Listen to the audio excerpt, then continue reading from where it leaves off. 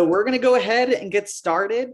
I will continue to let folks in as as they come into the waiting room, but I want to make sure that we can make the most of our time this evening.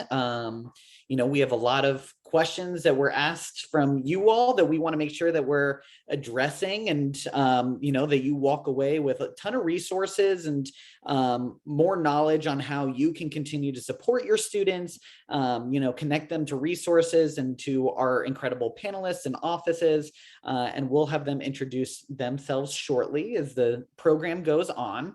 But I just want to first start by saying thank you so much for coming to our family support series on student engagement and the Patriot Experience. We are very excited to have our family support series starting back up again. It's a great resource, not only for you all to be able to get information and just some additional knowledge on some of our offices, and maybe put some faces to some names that you've seen come through emails or communication from the university, but also be able to provide these resources and maybe some tools to your students, or maybe your students are with you on how they can get involved and get connected a little bit better to our institution. Especially since we are coming out of a very challenging time of connection and connectivity. Zoom has made things incredibly easy for us to all get on a call, but also incredibly complicated as we all log off of that call and then maybe not have that social interaction component. And so identifying some cool ways and different opportunities for your student to get involved and connected to the university. And that's why we're here this evening. So my name is Dalen Orlick. I use he, him, his pronouns. I am the Assistant Director of Family Programs here at George Mason University. You've probably seen all of the communication, or a lot of communication, come from myself in regards to this event or some other events like Family Weekend, or some other things that we host in our office. And I'm just very excited to be able to have you all here. And I will let my incredible graduate assistant also introduce herself. Hi, everyone. My name is Cheyenne Hardy. I'm the graduate assistant of family programs. And I also use she, her pronouns as well. Awesome. So we are going to be monitoring the chat. So as you have questions or as things pop up for you as we are addressing certain things, I have compiled some questions based off of maybe some comments or questions you left in the registration form for our panelists. But if you have additional questions or as things pop up, or as we are discussing resources, those links will be directly in the chat box for you. So please feel free to reference them. I also have turned on our live transcript feature. So in the bottom of your screen, you should see a live transcript option. If you need closed captioning or anything along those lines, that is available to you. We want to make sure our programs are as easily as accessible as possible. So with that, let's dive into some of our questions that we have this evening. Our first one is for Nina. I will have Nina introduce herself before I ask the question. Perfect. Thank you, Dalen. My name is Nina Berger. My pronouns are she and her, and I am the coordinator for residential academic engagement under Housing and Residence Life here at George Mason University. So under residential academic engagement, what we usually deal with is anything academic initiative-wise in our residential halls. So that includes residential tutoring, any academic initiatives that are tied to our residential experience, as well as we help manage our 36 learning communities here on campus. We have learning communities for all of our first year students who live on campus, as well as additional 10 for our upper level students. That requires us to do partner management, as well as making sure that everything's running smoothly for all of our students within their experiences. Happy to be here.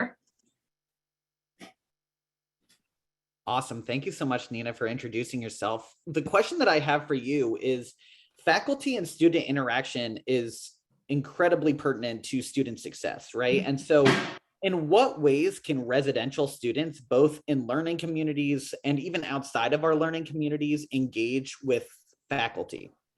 Yeah, it's a great question. And I really love speaking about faculty engagement on campus. I think it's one of the really amazing things that George Mason has to offer. And so let's start with the learning communities. So within our learning communities, especially for first year students, we have many options. Some of our options are a little bit more high touch and offer a lot more faculty engagement. Those communities are academic learning communities. They are partnered with different academic schools and colleges on campus, and they are structured experiences connected to the different majors as well as minors that your students are engaging with on campus. Within our academic learning communities, a lot of times we provide additional programming around the topic of that learning community. So that additional programming a lot of the times brings in external faculty into the experience. So what does that look like? It could be a floor tradition where we're inviting a faculty member in to just hang out and socialize, or it could be even a faculty mixer of multiple faculty across campus. I find that our additional programming that we provide within our learning communities, especially our academic learning communities, really help shape and improve our students' experience and get them to be a little bit more comfortable with faculty. We find that when we bring faculty in our residential spaces, our students are able to open up, they're able to kind of break down that wall you have sometimes in the classroom setting, and they get to know faculty as individual people. I find that first year students sometimes are like, oh, my faculty is way too intimidating to talk to, but that is usually not the case. A lot of our faculty who come and engage in these programs really do this because they want to engage with first year students.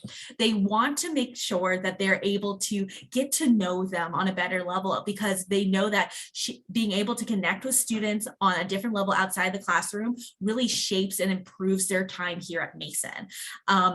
They accomplish this through just getting to know them, what their personal lives are like, and our faculty also will share like what are their personal lives are like. They are not always teaching all the time, so these have been really excellent spaces within our learning communities where our students are able to connect with faculty and really have a well-rounded experience. Another thing we offer within our learning communities is we offer learning community specific sections of English 101 and English 202. So most of our first year students coming to campus are required to take an English 101 class, and so we've learned that over the years that there's a great need for our learning community students to have specific sections for themselves. We have an amazing faculty member, Dr. Ken Thompson, who teaches our English 101 sections for our learning community students. He gears the class really specific to the topics of the LCs for the students who are in the space. So a lot of our engineering computing students will take these classes. So he takes an extra time to bring in some subject matter to tie into English 101 to make sure the students are really engaging with it. In addition, since English 101 is very unique to our LC students, our faculty member also hosts these things called cinema suppers once every month for those classes. They are film viewings of the videos and kind of text that they've been going through in class. And it's a really fun social opportunity for students to connect outside the classroom, connect with a faculty member, and also kind of see their classwork from a different lens. So when I'm thinking about faculty engagement with learning communities, it's really about utilizing all the resources and opportunities that are available to you. I find that our students who are going to their additional events and they're going to the programs that are offered to them really helps shape their experience and make them find more connections beyond just their peers in their residential halls. But when we're thinking about outside of learning communities, there's also more than enough opportunities for students to connect with faculty. I think that one of the best ways for students to connect with faculty outside of their learning communities is just talking to their professors in their classes, making sure that they are raising their hands and answering questions, staying late after class to kind of connect with their professor, or even meeting with them at office hours. I found that the students who come to office hours, even if they don't have a question with the class, really make sure that they're building a connection with that professor, which helps kind of with their academic journey. Maybe that professor in their first semester at college becomes a research advisor for them. If you're beginning to form those connections now with faculty, it really helps the students down the line, especially if they're seeking to continue anything in education. Faculty, especially no matter what year you are, can help write great recommendation letters, as well as really shape your experience and how you proceed in the academic realm here at Mason. In addition, a lot of our schools and colleges host different panels and events specific for all the students in the college. For example, I know our Schar School of Policy and Government hosts a lot of panels with faculty talking to professionals in DC who work on the Hill. And those events are really unique opportunities where faculty are dedicating their time, bringing in professionals within the field and allowing students to connect with new people. So I highly recommend, if you are a parent who likes to kind of keep your eyes out on what's happening at Mason, always recommend your students to engage with these faculty-led events. They're really great opportunities. They're unique opportunities, and it's definitely something that you will not get outside of the college realm. It's an opportunity to really have a transformational experience, and your students can be exposed to some new subject matter topic that they never thought they were interested in before. So that is how I would suggest kind of getting involved with faculty from the learning community perspective and outside of learning communities. There are great opportunities in both spaces to make sure you're connecting with faculty and having a really well-rounded experience at Mason. Yeah, I really, really appreciate that, Nina. Thank you so much for providing that insight, because I think all of those things are incredibly important to take with, especially whether you're a prospective student trying to figure out how to even navigate conversations with faculty or where to start. And I think that's a great jumping off point. So our next person that I'm going to ask a question to is Juliana. So feel free to introduce yourself, and then I will get right on into the question. Hi, my name is Juliana Petzig. My pronouns are she, her. I'm the coordinator of residential student development initiatives in housing and residence life. In my role, I work with the team to develop the curriculum for our students living on campus. So those are the programs that Nina just referenced, as well as hiring and training our student staff and focusing on their leadership development. Awesome. So my question for you is, what large events and partnerships are offered throughout the year that families should be aware of? Yeah, thank you. So throughout the year, our students living on campus have an opportunity to engage in events in their residence halls and around campus. So the residence hall events are a bit smaller and open to the students that live in the community on the hall. Their RA is a great resource, and they'll share what's coming up within the hall. But there are larger events during the year that the students have the opportunity to engage with the larger Mason community. So for example, in the fall, our HRL engagement team, along with student involvement and the Patriot Activities Council, host Welcome Week events, homecoming events, Once Upon a Scream, just to name a few throughout the year. They typically host one type of event, at least one type of event during the week or weekend, so that the students have the opportunity to engage outside of the classroom. So there are also weekly events hosted by our team at the Ridge. The Ridge is a hangout space on campus. And so during the week, they host Mindfulness Mondays, Tips Tuesdays, What's Poppin' Wednesdays, and After Dark Thursdays. Our on-campus offices have the opportunity to engage with our students and share resources at the Mindfulness Mondays, Tips Tuesdays, and the What's Poppin' Wednesdays, as well as the After Dark Thursdays. And so our students have the opportunity to engage with different resources on campus and identify if they can use them to support them during their time here at Mason. So there are many opportunities for our students to engage, and there's really something for all of their interests. So their RAs are a great resource to share what's coming up, and they would post that on Mason 360 and communicate that to our students living on the halls.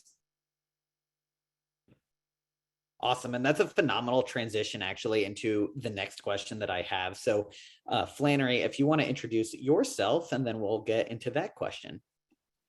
Hi, everyone. My name is Flannery Wickham, and I use she, her pronouns. I'm currently the graduate assistant for registered student organizations on campus under the Office of Student Involvement. So basically just taking time and effort to manage our registered student organizations on campus, help them register, get involved with Mason 360, help them plan their events, and just be a resource to make sure that they're successful during their time at Mason. Great. So the question that I have for you is, where can students even find out about what clubs and organizations are available to join, and what campus events there are?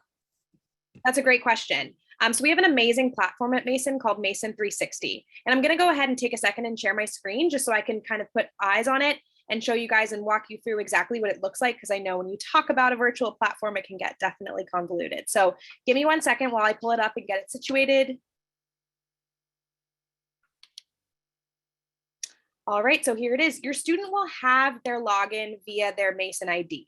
So getting into the system will be how they get into any other system at Mason. Basically, Mason 360 is a platform for your student to kind of thumb around and see if they can find anything that they could be interested in, whether it be a student organization, a virtual event, or an in-person event on campus. I saw some comments in the chats about introverted students, and I totally understand that struggle. And I think I also saw some comments back talking about how some students were successful in finding student organizations on campus that matched their energy and matched what they were interested in. And so Mason 360 is a great place to start for those students to find those things. So the login, and it'll look like this.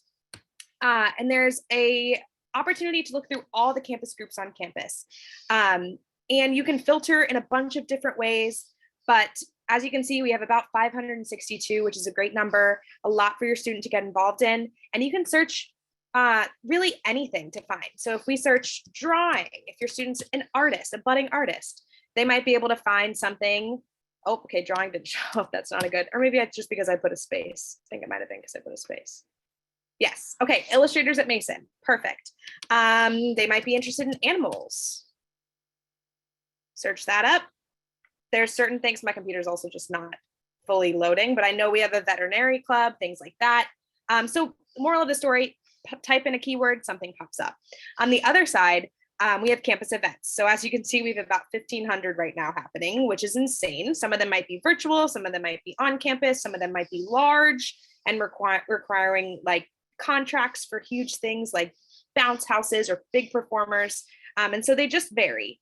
But again, we have the ability to filter through events on campus based on what you're interested in, based on your availability. So Mason 360 is amazing. They're also able to get an app. So I know sometimes students don't want to be on their computer more than they have to, but they will be on their phones most of the time. So there is an app for them to access as well.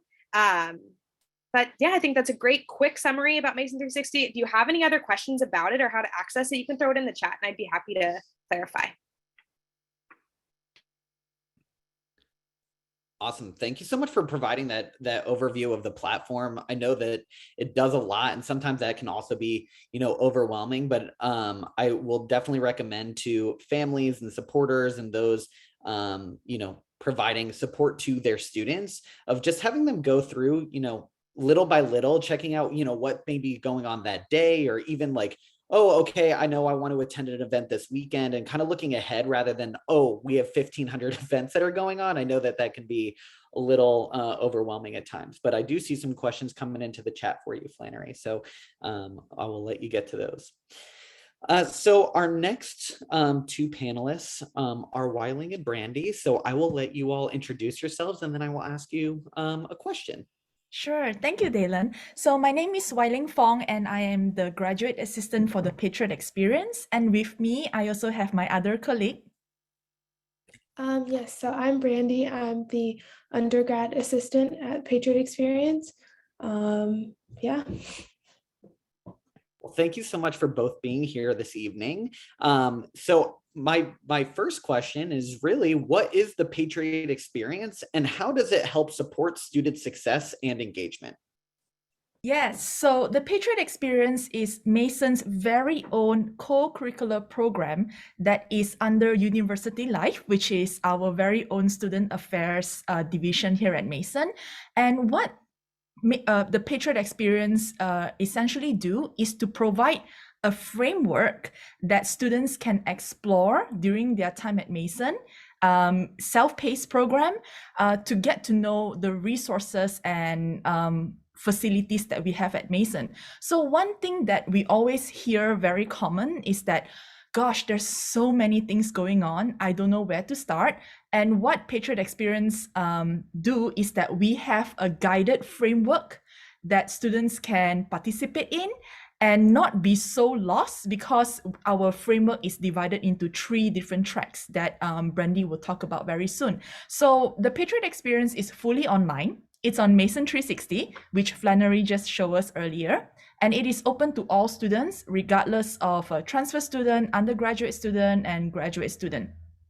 So what Brandy will talk about now is how it looks like through the 3 tracks.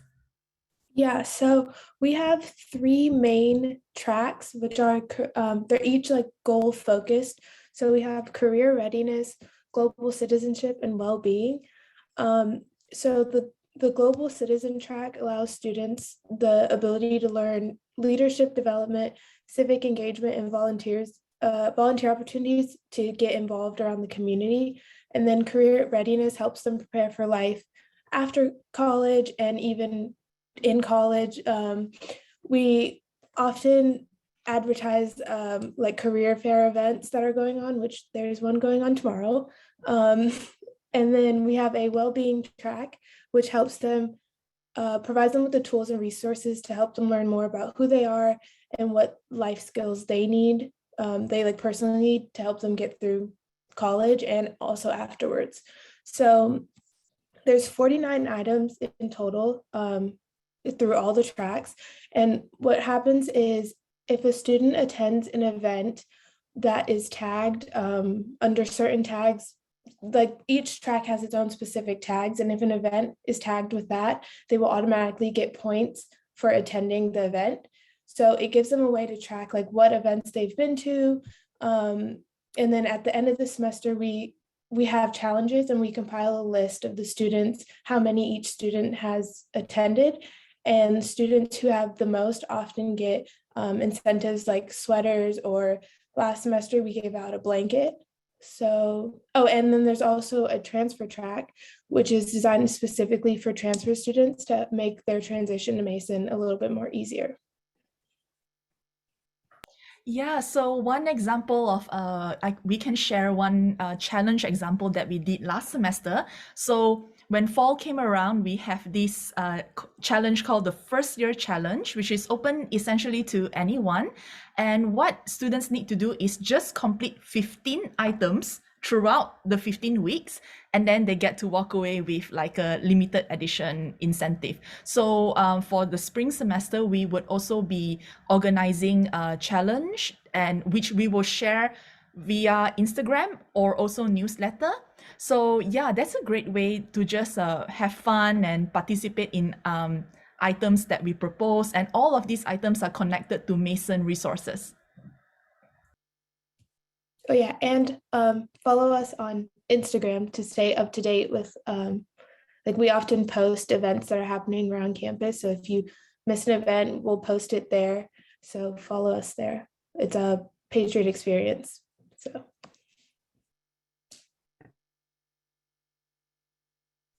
Awesome. Thank you both so much for providing that insight into what the Patriot Experience is, how students can get involved in that, and the 3 awesome tracks that you all have. I'm learning more things as we continue going through this, which is great.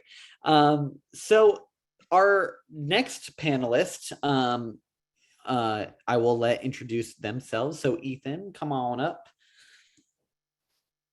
Howdy, everyone. Name is Ethan Carter, and I prefer the pronouns he, him, and his. The office that I represent is Recreation, and I oversee the programs, the well-being, and the assessment. And specifically for this meeting, we're going to focus on the well-being and the programs aspect, which is related to any scheduled activities that is available to the general population on campus. A lot of times people will assume that I work with athletics because I'm tied to recreation, but recreation and athletics are separate. And so recreation serves the general student population, which is most of the campus, faculty and staff, so and some alumni. So it's a pleasure meeting you all. Looking forward to my next question. Awesome. So the question, the first question that I have for you is, fitness is not only the only way that students can participate and engage with Mason Recreation, right? And so what are some other ways that students can kind of get engaged or involved through Mason Rec? All right, have quite a list here. So let's start with well-being. And so well-being from our perspective, because every office does offer well-being services as it relates to students. And so for us, we try to focus a little bit more on the practical well-being and social well-being. And so we offer discussion groups for things through a book group. And so about every 2 or 3 months, we will read through a selected book. And as a group, we will get together and discuss the content related to the book. And then another perspective that we share is the university allows us to work with the resilience badge to develop resilience within students. And it's an asynchronous program. But what we do is we offer a group where individuals can go through the group together and go through the badge and talk about their experiences, how it interacts and engages with them. And so it makes it a little bit more dynamic for the students and a little bit more comfortable. And that is actually a student facilitated program. And so we train a facilitator to be able to facilitate the discussions with that. From a practical aspect, we have a series called Now What? And so the general idea is, I have a flat tire, so now what? And what we do is we try and teach the students to change a tire, how to check the oil on the vehicle.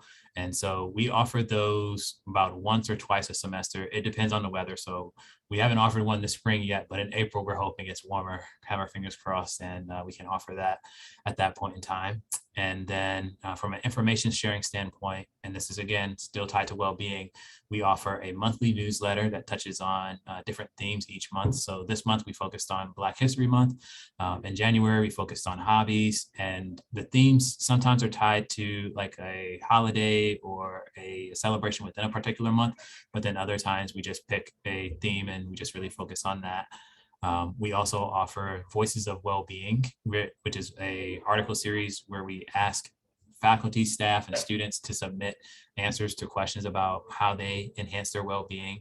And then we also offer workshops. And most recently, we offered Reconomics, which is just a spin on how to handle financial well-being. And that's a well-being series that we offer throughout the semester. The secondary one that we have is Outdoor Adventure. And that program offers outdoor trips and gear rental for individuals at a very affordable price. The outdoor trips, some of them are free. The other trips, they're hikes, we do ski trips, sometimes we do overnight trips, and depending upon the length of the trip is the cost. And so we transit individuals from the campus to the actual site, and then we bring them back safe and sound. And so everyone has a good experience with that.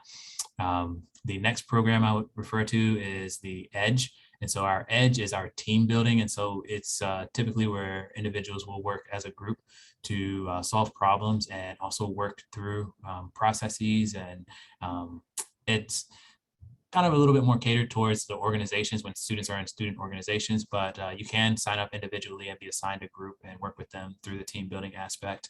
And it also provides experiential learning. And if you're not into the experiential learning aspect of things, you can just go there and walk on the trails.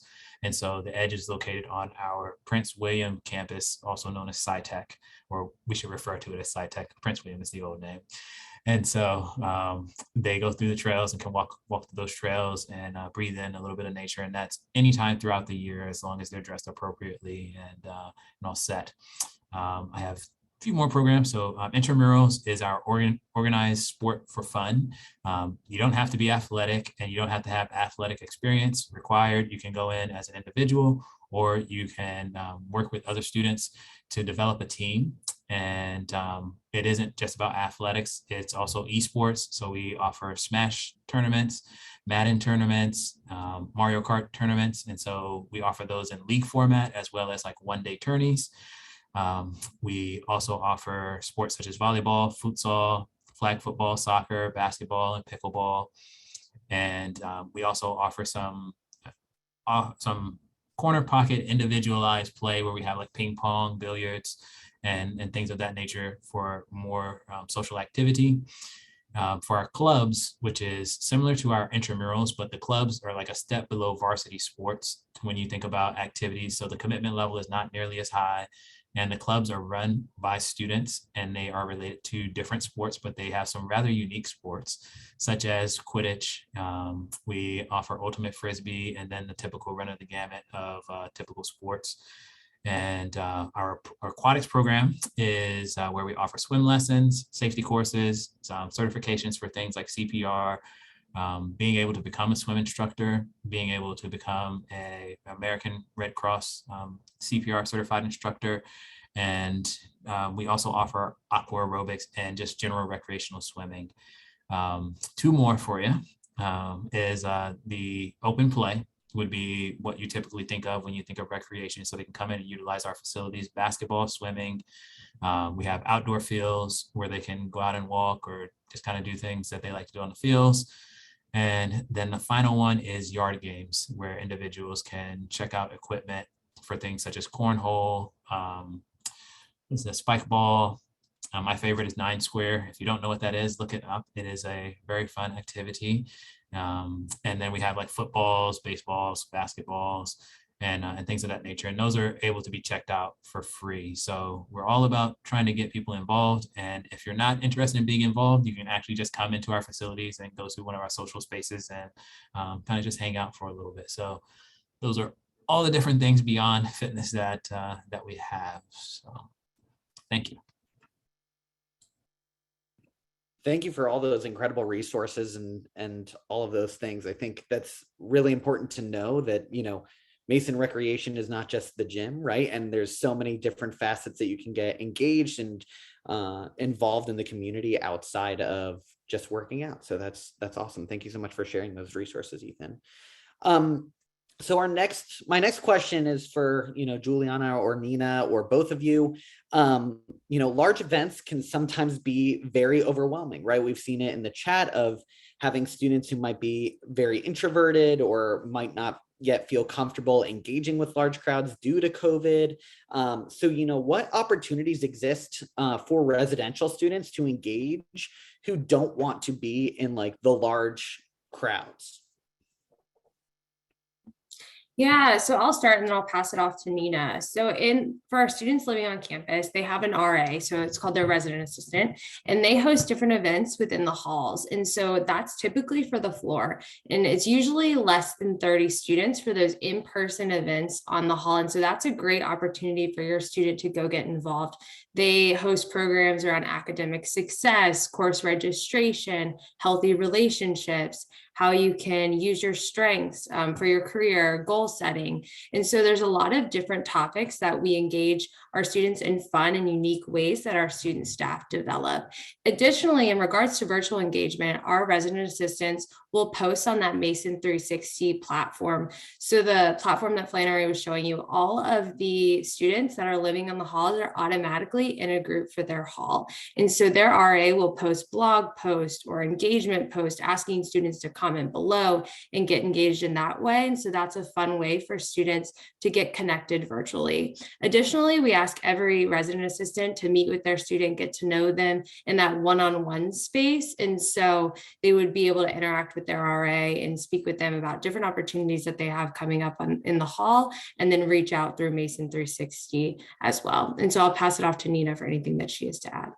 Yeah, I mean, Juliana really summed it up well. Our RAs across our first year communities, as well as our upper level communities, really are there to make sure the residential experience fits to the students.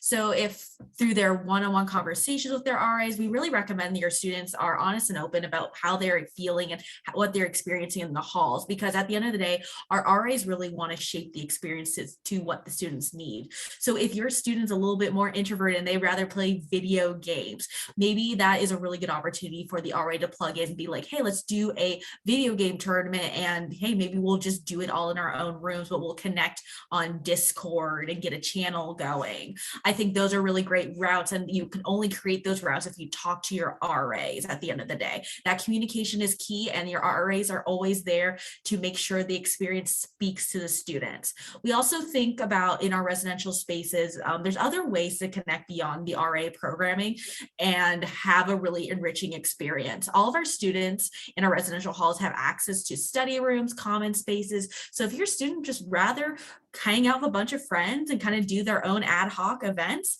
that is totally fine. They can hang out in the Ridge, which is a common space that's always open for our residential students, as well as common spaces within their buildings.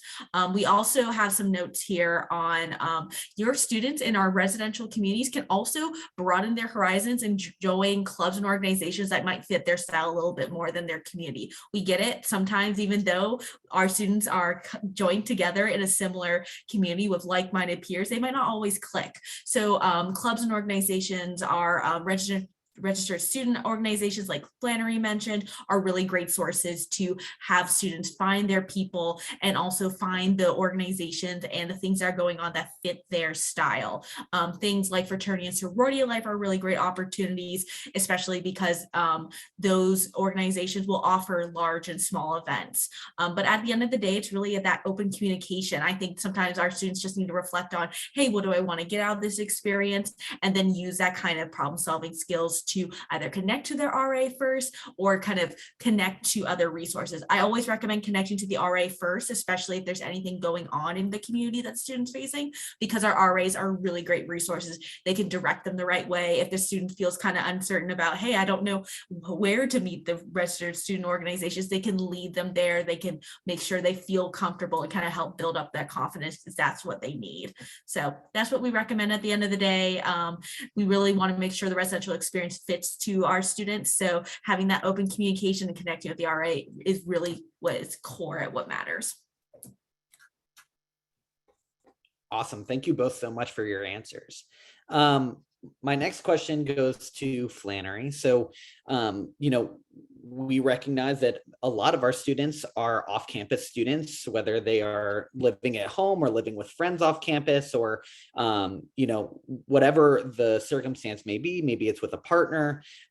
So what advice do you have for families with off-campus students who are struggling to get involved? That's a great question.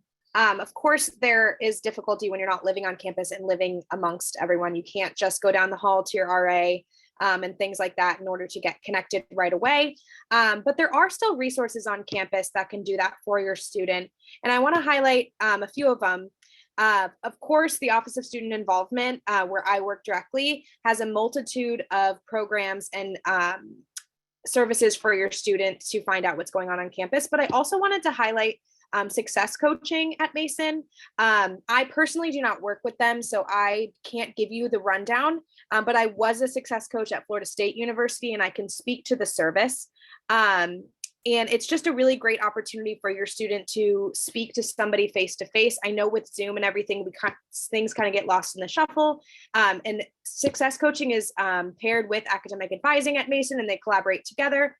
So really my best advice is anytime your student gets a face-to-face opportunity, whether it be with an academic advisor, with a success coach, or something along those lines at the student involvement office, to just ask questions, ask for help, really. I know it's difficult sometimes to be able to do that, but I think it's a really good skill for your student to learn, because it's one of the most important things, to just ask for help and ask for support when you need it. So anytime they get that face-to-face opportunity, also, of course, utilizing Mason 360, thumbing around. Just because they log on to Mason 360 and try it out doesn't mean they're going to find something right away, but being familiar with the platform and just seeing what's going on campus will help them feel more connected and more invested in the university. And then the last thing I want to recommend, just sort of almost from a personal realm too, just from when I was in school, connecting on social media. If your student does use social media, encourage them to search George Mason in Instagram and TikTok and see, what sorts of groups on campus run their own social media that can be cluing them into what's happening around campus in real time. So they get that kind of immediate satisfaction of, what's happening tonight. Like, let's go check out George Mason's handle and see what's going on. Or if they have a club on campus that they've been eyeing, maybe check it out on social media and see what's going on. Really just kind of getting their hands into it, and asking for help would be my two best things to recommend. Yeah, that's great advice. Thank you so much for providing that. My next question is for Wai Ling or Brandy or both of you. How how can students utilize student success coaching to become more engaged and connected to Mason? Oh, yes, thank you. And I'm so glad that Flannery gave a brief preview about student success coaching.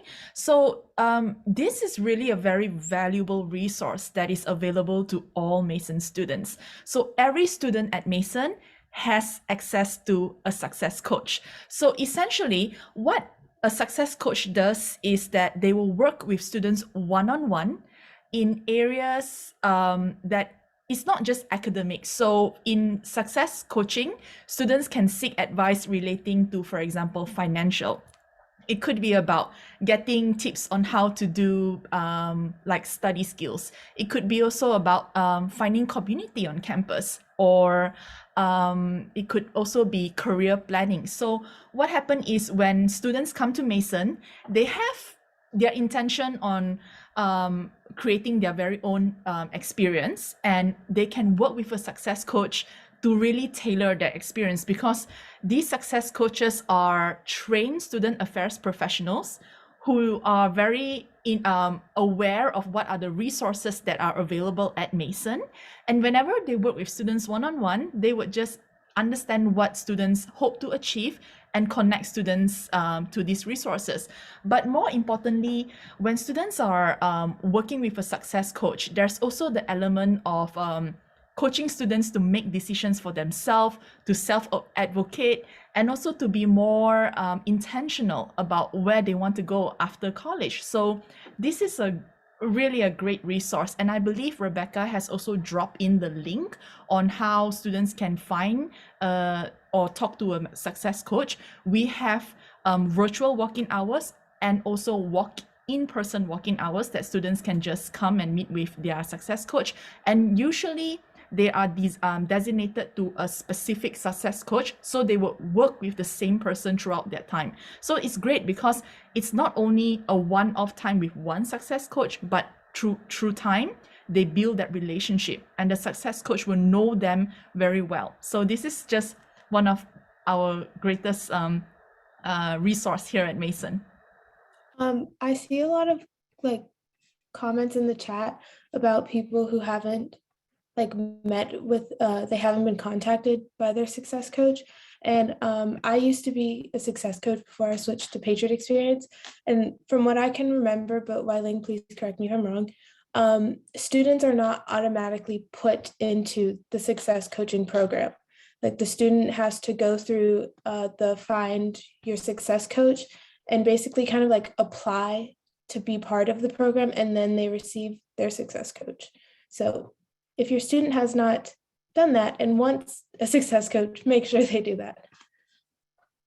Yeah, correct. Just reach out to, I believe that the students are assigned to their success coach based on their last name, the alphabet of the last name.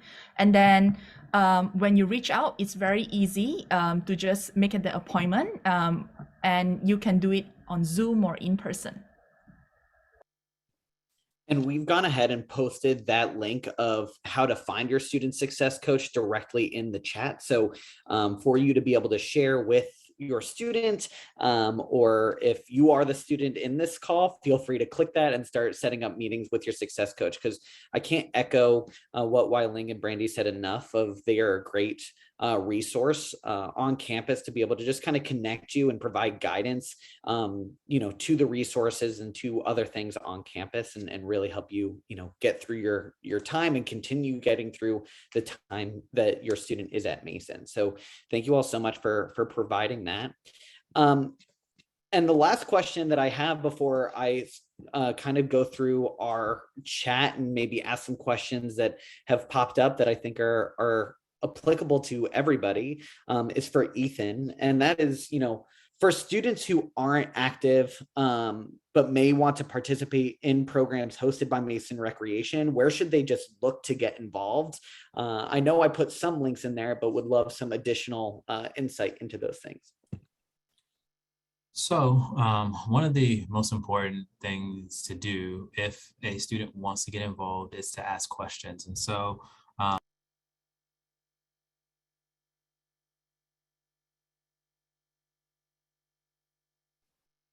Oop, you muted yourself. Okay, so I just dropped it in the chat here, and what that is our staff directory. And if you have any direct questions for any of our staff related to our programs, you can go to that link and you can see our pictures there, and you should be able to see me, and you can reach out to that individual and they should be able to answer any general questions for you. Along with that is some general information on the different program areas that I had mentioned in my previous response to some questions earlier. And so what I would also mention is from a practical aspect, when we think about like our fitness programming, we offer equipment orientations for individuals to become more familiar with the equipment, and it is one-on-one with someone, it is free. And we have things like aqua aerobics, which is a little less intense, it's in the water. And again, it allows for a little bit more social activity. We, again, like I mentioned, could have you talk with the assistant director of fitness and they can point the student in the appropriate direction. And I cannot voice enough, like we're a campus employer and lots of students work with us. And most of our students are not even interested in the like field that we are working in. So for example, we have a lot of finance majors that are wanting to work with our fitness programs because they don't get to interact and engage with fitness. And so that is another way for a student to be able to kind of diversify their understanding of the world and the different working environments. And then for our intramurals, I mentioned earlier about some of the tournaments that they have, like the esports, but I wanted to also mention like the corner pocket is a nice social space for students to get involved. And we offer specifically like the table tennis, the billiards, cornhole tournaments, and on occasion we do like horseshoes and stuff.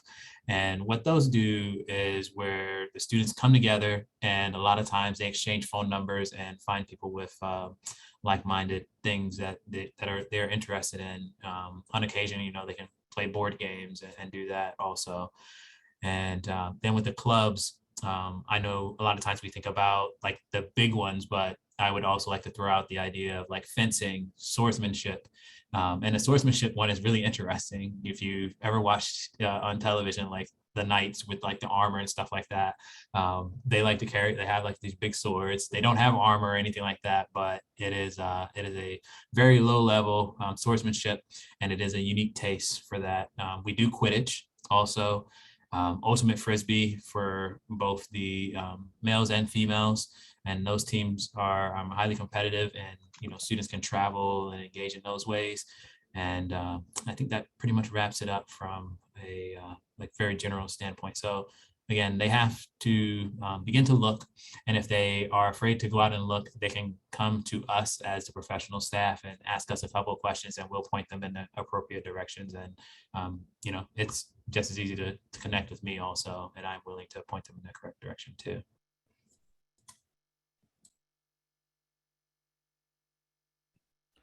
Awesome. Thank you so much. So I will open up to some questions in the chat. So if you have any questions for our panelists, please feel free to,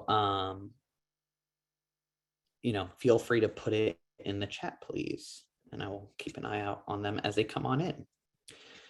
But while those come on in, I do want to just thank our panelists for being here this evening with us. It is always great to see you all, even if it is just through a computer screen. But I really appreciate you all taking the time to just provide some additional insight into how students can get engaged and connect on campus.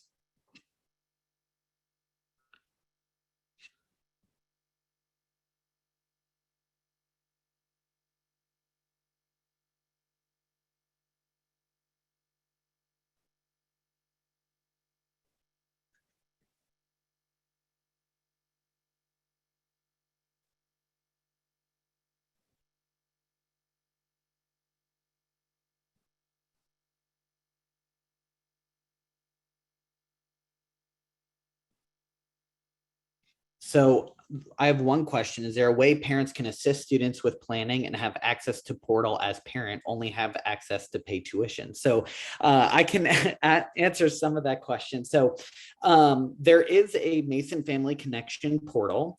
If you've been receiving our emails in regards to like the newsletters or maybe the announcements that said, hey, please register for our family support series. We do have a Mason Family Connection portal, which provides events that are taking place on campus. So whether that is hosted through our university or through student involvement, or maybe it's our career fair that is coming up that students can register for, we provide articles and information and events and dates and even events that we host like this one. And they are all hosted living in that platform. So if you go to gmu.campusesp.com, you will be able to finish setting up your account. You can join communities to be able to engage and interact with other family members as well, who might have students who share similar identities or are looking to get involved or are looking for finding other things. And so you can always reference that. We are constantly posting in there, and you can even update your settings to be able to be more engaged and more connected in regards to supporting your student and like, hey, did you know this event is happening on campus? Or kind of pushing them along in that sense. Or hey, I think you should look into this, or oh, I'm going to this event, what is there for you? So that's a great question. So I hopefully that helps, and we see you in the platform. This question is more so for Ethan. Are there groups that meet to do things like meditation or yoga, something that's not virtual but might like relieve that stress or be just a good event program? That's a nice question. I stayed away from all the fitnessy stuff. So yes, that is part of our fitness programming and is a general service that we offer at least once a week. I would also put in a plug that is not directly tied to recreation, but is tied to the well-being initiative on campus. Students can participate in things offered by the Center for Wellbeing, and they have a number of well-being, like meditation-based, yoga-based activities, and they are at different sites on campus. I know they have some in the Johnson Center, and then I may be incorrect, but I know at times they have worked with the residence halls to try and offer things that are closer to them. So for individuals that are interested in the meditation aspect, like we're a well-being campus, and those opportunities are available. They're for free. And again, if they have any questions, like I said, you can start with me, like shoot me an email or reach out to someone in my office, and we can point the student in the right direction. And we're trying to do a better job on campus here, making students more aware of the services that are available to them.